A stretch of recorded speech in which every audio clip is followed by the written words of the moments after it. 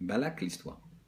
On a vu dans le shiur qu'il faut faire très très attention à ne pas commencer dans une mauvaise démarche, car c'est chaque étape qui nous amène à cette mauvaise démarche qui va nous amener à faire la faute, sur lesquelles on va être sanctionné, parce qu'au moment où on fait la faute, on a un vent de folie.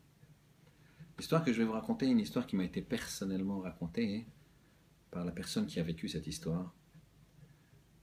Il s'agissait d'un jeune homme issu d'une famille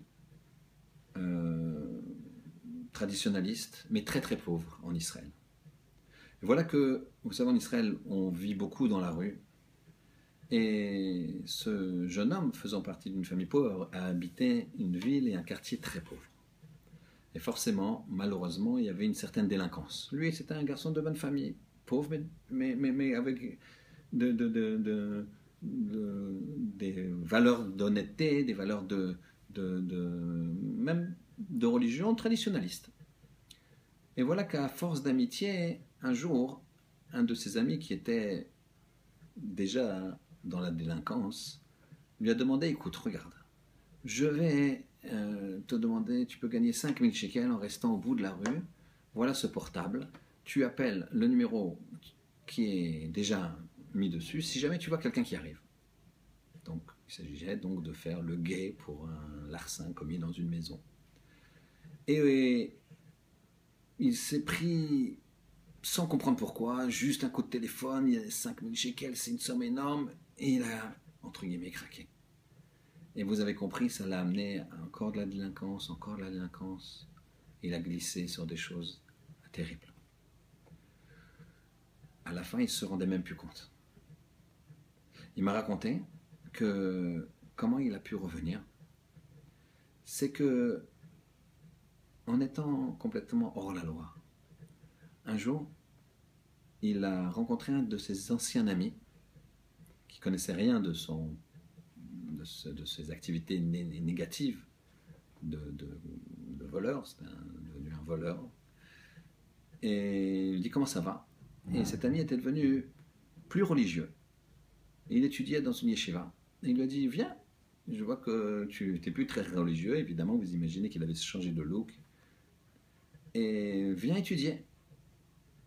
Et ce garçon, le garçon qui avait plongé dans la délinquance, il a décidé de venir une fois par semaine.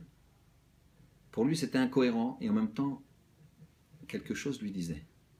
De la même façon que tu es tombé si bas, en commençant par quelque chose, entre guillemets, d'anodin, raccroche-toi au moins une fois par semaine. Eh bien, après plusieurs mois, il a abandonné ses activités, il a tout regretté, ça fait déjà plusieurs années, il a travaillé honnêtement, il a été remboursé tout ce qu'il avait fait, ses larcins. De la même façon qu'il faut mettre des barrières sur toute chose négative. Ici, bien sûr, dans l'histoire, c'est une chose extrêmement grave ce qu'il a fait au départ, mais nous, on a d'autres petites choses, dans l'honnêteté, dans les choses de tsniout, de pudeur, comme on a dit dans la paracha. Ça, il ne faut pas rentrer dans le moindre petit détail. De la même façon, la potentialité de s'améliorer, c'est de rentrer dans le moindre petit détail de Kedusha, de Torah, pour combattre ce Yetzer Hara, pour pas en venir à fauter, cette folie de fauter qui nous rend, entre guillemets, coupables de tous les événements qu'on a mis en place pour arriver à cette faute. Mettons en place les événements qui vont nous arriver, qui vont nous amener à étudier Torah et à se rapprocher d'Hachem. Shabbat Shalom.